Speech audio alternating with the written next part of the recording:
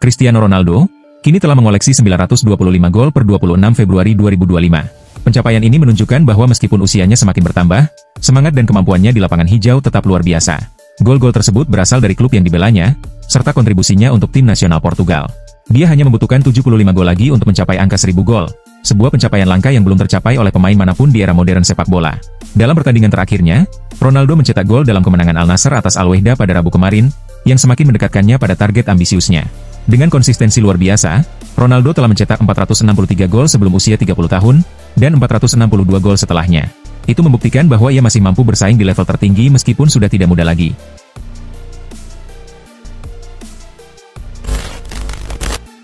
AC Milan dan Tierney Reinders telah sepakat untuk memperpanjang kontraknya.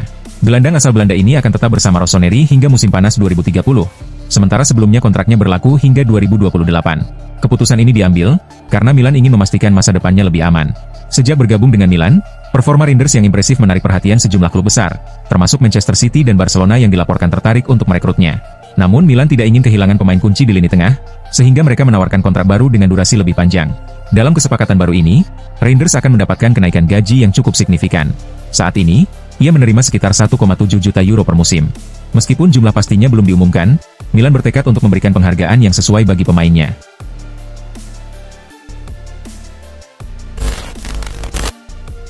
Chelsea melawan Southampton dalam pertandingan pekan ke-27 Premier League. Selain kemenangan 4-0 yang diraih The Blues, protes besar-besaran dari para supporter di luar stadion juga menjadi sorotan. Mereka sangat kecewa dengan kepemimpinan Todd Boehly dan performa buruk timnya. Para penggemar Chelsea jelas tidak menerima kondisi tim saat ini, dengan penampilan yang tidak konsisten dan hasil yang mengecewakan. Mereka merasa bahwa kepemimpinan Boehly belum mampu mengembalikan Chelsea ke jalur juara. Pengeluaran besar di bursa transfer juga menjadi perhatian, karena miliaran pound sterling telah dikeluarkan, namun belum ada trofi bergengsi yang diraih. Hal ini membuat para supporter semakin frustrasi dan kecewa. Salah satu spanduk yang dibawa oleh supporter bertuliskan, "Kami ingin kalian pergi karena kejahatan terhadap Chelsea." Itu jelas menggambarkan besarnya kekecewaan dan kemarahan mereka terhadap kepemimpinan Boehly.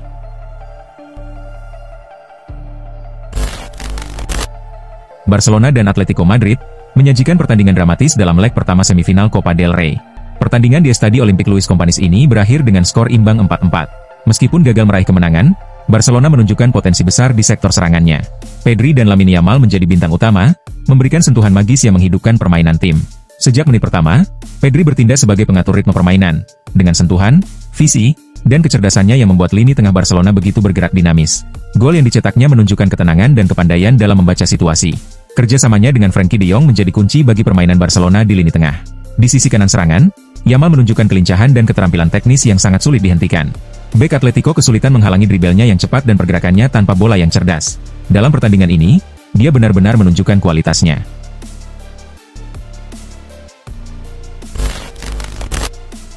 Lionel Messi baru-baru ini mengalami kejadian tidak menyenangkan, setelah dikenai sanksi denda oleh Major League Soccer atas dugaan pelanggaran terkait tindakan main tangan. Insiden ini terjadi usai pertandingan antara Inter Miami dan New York City FC pada Minggu, 23 Februari 2025. Dalam pertandingan tersebut, Messi terlibat perselisihan dengan asisten pelatih New York, Mehdi Balouchi, yang berujung pada tindakan yang dianggap melanggar peraturan liga. Setelah laga yang berakhir dengan skor 2-2, ketegangan antara Messi dan staf pelatih New York semakin memanas. Dalam sebuah video yang beredar, terlihat Messi beberapa kali meletakkan tangannya di belakang leher Balouchi, sebuah tindakan yang jelas melanggar aturan MLS mengenai tangan ke muka, kepala, atau leher lawan. Meski besaran denda terhadap Messi tidak diumumkan secara terbuka, peristiwa ini menambah daftar kontroversi yang melibatkan pemain berusia 37 tahun tersebut.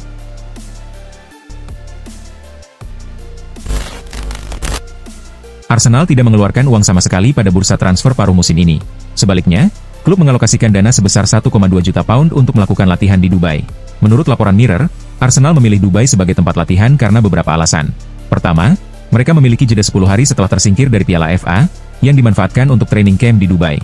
Ide Arteta latihan di Dubai bukan hanya untuk memberikan paparan sinar matahari kepada pemain, namun lebih kepada sesi latihan intens yang akhirnya menyebabkan cedera pada Kai Havertz.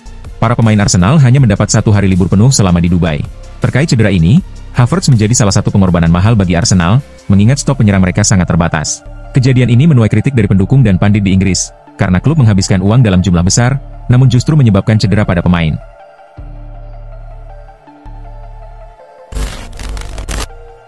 Mo Salah tampil impresif sepanjang musim ini bersama Liverpool, dengan catatan 30 gol dan 21 assist dari 38 pertandingan di semua kompetisi. Liverpool masih berlaga di beberapa ajang, termasuk Premier League, Carabao Cup, dan Liga Champions, meski mereka sudah tersingkir dari FA Cup. Slot menekankan pentingnya bagi Liverpool untuk meraih gelar. Karena menurutnya, Ballon d'Or biasanya diberikan kepada pemain yang berhasil, baik secara individu maupun tim.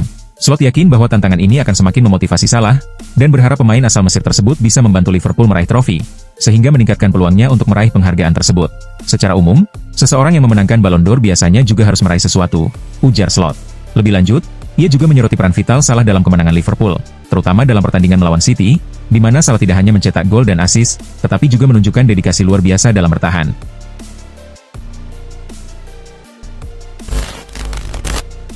Setelah direkrut Manchester United, Ruben Amorim menandatangani kontrak selama 2,5 tahun, dengan gaji sekitar 6 juta pound per tahun, atau sekitar 124 miliar rupiah. Namun sejauh ini, performa klub di tangan Amorim masih jauh dari ekspektasi. Beredar kabar, bahwa manajemen MU saat ini mempertimbangkan memecat Amorim.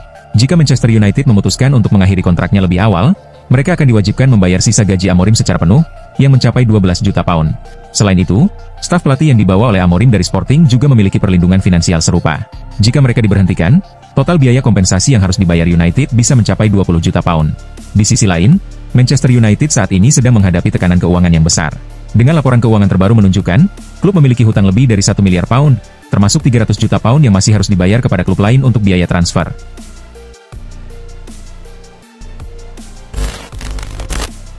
Manchester United disarankan untuk membuat langkah besar di bursa transfer musim panas mendatang, dengan merekrut Darwin Núñez, yang merupakan striker dari klub rival mereka, Liverpool.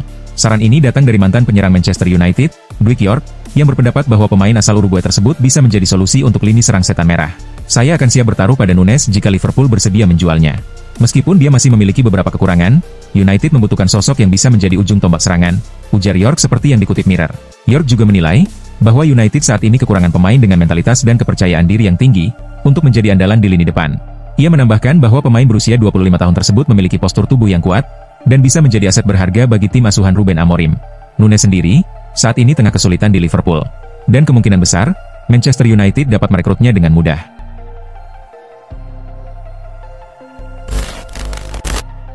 Mantan manajer Manchester United, Erik ten Hag, mengisyaratkan bahwa dia mungkin tidak akan kembali ke dunia kepelatihan setelah dipecat dari klub tersebut. Seperti yang sudah diketahui, Ten Hag diberhentikan pada Oktober lalu, setelah serangkaian hasil buruk yang membuat Manchester United terpuruk di posisi ke-14 klasemen Liga Inggris. Setelah meninggalkan Old Trafford, Ten Hag memilih untuk menikmati waktu bersama keluarganya, jauh dari sorotan dunia sepak bola. Menurut laporan yang beredar, Ten Hag membuka kemungkinan untuk mengambil peran berbeda di dunia sepak bola, atau bahkan beralih ke bidang lain. Saat ini, ia aktif bekerja dengan keluarganya dalam bisnis yang telah lama mereka jalankan. Belakangan ini, saya bekerja dengan saudara-saudara saya. Mereka memiliki perusahaan sendiri, dan kami juga menjalankan bisnis bersama ayah kami. Itu adalah sesuatu yang sangat saya nikmati, kata Ten Hag.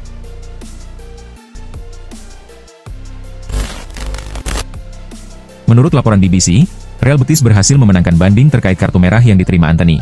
Pemain asal Brasil itu sebelumnya diberikan kartu merah oleh wasit, dalam pertandingan melawan Getafe pada akhir pekan lalu, setelah melakukan tackle keras terhadap Juan Iglesias di masa injury time. Kejadian itu membuat Betis bermain dengan 10 pemain, meskipun pertandingan hampir selesai. Antony seharusnya mendapat larangan bermain satu pertandingan akibat kartu merah tersebut, namun Betis mengajukan banding, dan La Liga menyetujuinya. Dengan begitu, Antony bisa bermain saat Real Betis menghadapi Real Madrid pada minggu mendatang. Kehadiran Antony di lapangan, tentu menjadi keuntungan besar bagi Betis, mengingat pemain berusia 25 tahun itu tengah menunjukkan performa gemilang. Sejak dipinjam dari Manchester United pada bursa transfer musim dingin lalu, Antony langsung memberikan dampak positif bagi Real Betis.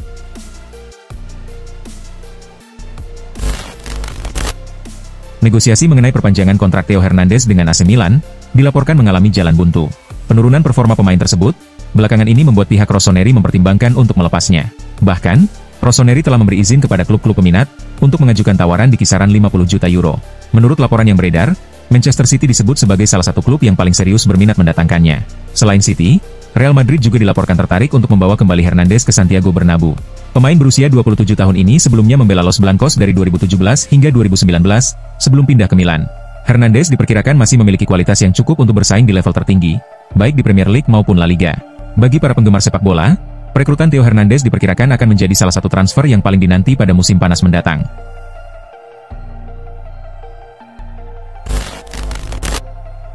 AC Milan dilaporkan telah menghubungi Carlo Ancelotti, untuk membahas kemungkinan kembali melatih Rossoneri musim depan.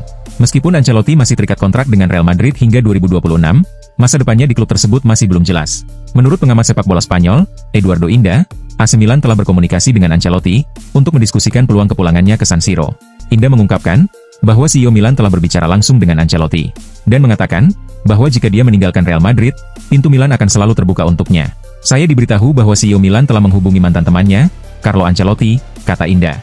Dia mengatakan kepadanya, bahwa jika dia meninggalkan Real Madrid, Milan siap menerimanya di akhir karirnya, sebagai mantan pemain dan pelatih klub.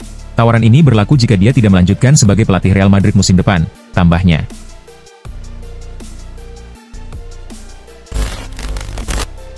Sejak bergabung dengan Paris Saint-Germain pada tahun 2021, Gianluigi Donnarumma telah menunjukkan performa yang sangat mengesankan, membuktikan dirinya sebagai salah satu penjaga gawang terbaik di dunia.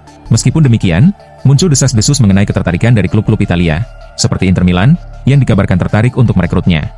Namun, agen Donnarumma, Enzo Raiola, dengan tegas membantah kabar tersebut, dan menegaskan bahwa hingga saat ini belum ada kontak resmi dari klub-klub lain terkait kepindahannya. Raiola juga mengungkapkan, bahwa negosiasi untuk perpanjangan kontrak dengan PSG sedang berjalan dengan lancar.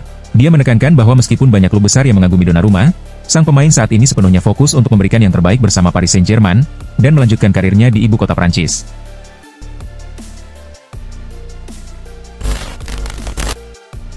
Menurut laporan dari media Spanyol, Vichajes, Arda Güler kini menjadi target incaran Bayern Munchen. Klub asal Bavaria tersebut tengah mencari playmaker serba bisa, menjelang dibukanya bursa transfer musim panas. Hal ini menjadikan pemain internasional Turki tersebut menarik perhatian di Rotten, terutama setelah Real Madrid bersedia melepas Güler dengan harga sekitar 50 juta euro.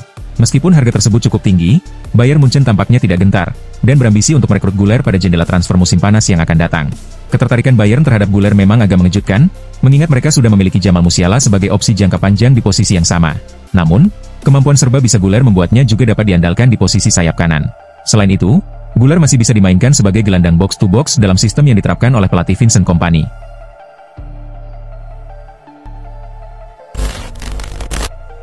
Robert Andrich menyatakan bahwa menggusur Bayern Munich dari puncak klasemen Liga Jerman bukan lagi menjadi prioritas utama Bayer Leverkusen. Meskipun demikian, Andrich tetap bertekad untuk merusak perjalanan musim Bayern di kompetisi lainnya. Saat ini, Bayern Munich unggul dengan 8 poin dari Bayer Leverkusen di klasemen. Dan peluang di Werkself untuk merebut posisi pertama semakin menipis, mengingat hanya ada 11 pertandingan tersisa di Liga Jerman. Kami merasa tidak realistis jika terus memaksakan diri untuk mengejar Bayern di klasemen, tapi tentu saja kami ingin terus memberikan tekanan hingga akhir musim, ujar Andrich, dikutip melalui laman Bully News. Namun di kompetisi lain semuanya mungkin terjadi, termasuk menghalangi mereka di Liga Champions.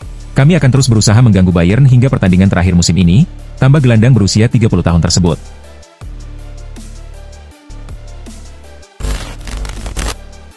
Arsenal bertandang ke City Ground untuk menghadapi Nottingham Forest dalam lanjutan Premier League. Pertandingan ini penting bagi kedua tim, yang saat ini berada di posisi 2 dan 3 klasemen sementara. Sesuai perkiraan, pertandingan berjalan ketat. Nottingham tampil solid, dan mampu merepotkan Arsenal. Namun tidak ada gol yang tercipta. Sementara Arsenal, kesulitan menciptakan peluang. Hasil imbang ini mengharuskan kedua tim berbagi 1 poin. Arsenal tetap berada di posisi 2 dengan 54 poin. Sementara Nottingham, di posisi 3 dengan 48 poin. Man City bertandang ke Tottenham Hotspur Stadium untuk menghadapi pertandingan pekan ke-27 Premier League. City harus meraih kemenangan untuk mengembalikan posisi mereka di 4 besar. Di laga ini, Tottenham bermain cukup baik, namun mengalami kesulitan dalam penyelesaian akhir. Sementara Man City mampu menciptakan 1 gol melalui aksi Erling Haaland yang baru saja pulih dari cedera. Tambahan 3 poin ini mengangkat posisi Man City kembali ke 4 besar klasemen Liga Inggris. Sementara Tottenham terus turun ke posisi ke-13. Manchester United menjamu Ipswich Town di Old Trafford dalam lanjutan Premier League. Pertandingan diperkirakan akan sengit, mengingat MU sedang mengalami tren negatif. Namun MU berhasil mengalahkan tim tamu dengan skor 3-2. 2 gol Ipswich dicetak oleh Jadon Pilogene. Sementara MU berhasil meraih kemenangan melalui gol bunuh diri Sam Morsy, serta gol dari Matthijs de Ligt dan Harry Maguire. Dengan tambahan 3 poin, MU kini naik ke posisi 14 klasemen sementara Liga Inggris dengan 33 poin. Liverpool menjamu Newcastle di Anfield dalam lanjutan Premier League. The Reds berusaha mempertahankan tren positif mereka untuk mendekati perebutan gelar juara. Newcastle bukan lawan yang mudah, dan terbukti mampu memberikan perlawanan yang berarti. Meski demikian, Liverpool tampil kokoh dan meraih kemenangan melalui gol-gol dari Dominic Szoboszlai dan Alexis McAllister. Kemenangan ini memperkuat posisi Liverpool di puncak klasemen sementara Liga Inggris musim ini dengan 67 poin dari 28 pertandingan. Juventus menjamu Empoli di Allianz Stadium dalam pertandingan perempat final Coppa Italia. Juve lebih diunggulkan, namun Empoli bukan lawan yang bisa dianggap remeh. Empoli bahkan berhasil unggul terlebih dahulu melalui gol Youssef Maleh pada menit ke-24. Juventus baru menyamakan kedudukan lewat gol Hepren Thuram di babak kedua. Skor 1-1 bertahan hingga waktu normal selesai. Pertandingan kemudian dilanjutkan ke adu penalti, Namun sayangnya Dusan Vlahovic dan Kenan Yildiz gagal menjalankan tugas mereka. Skor akhir 2-4, yang mengantarkan Empoli ke babak semifinal Coppa Italia. Sementara Juventus harus tersingkir. Real Madrid bertandang ke markas Sociedad di Anoeta, untuk pertandingan leg pertama Copa del Rey. Pertandingan diperkirakan akan berlangsung sengit, dan itu terbukti terjadi. Gawang Madrid beberapa kali mendapat ancaman dari tuan rumah yang tampil mengesankan. Meski demikian, Los Blancos berhasil meraih kemenangan lewat gol tunggal Endrick di babak pertama. Kemenangan tipis 1-0 ini, menjadi bekal penting bagi Madrid saat menjamu Sociedad di leg kedua di Santiago Bernabeu.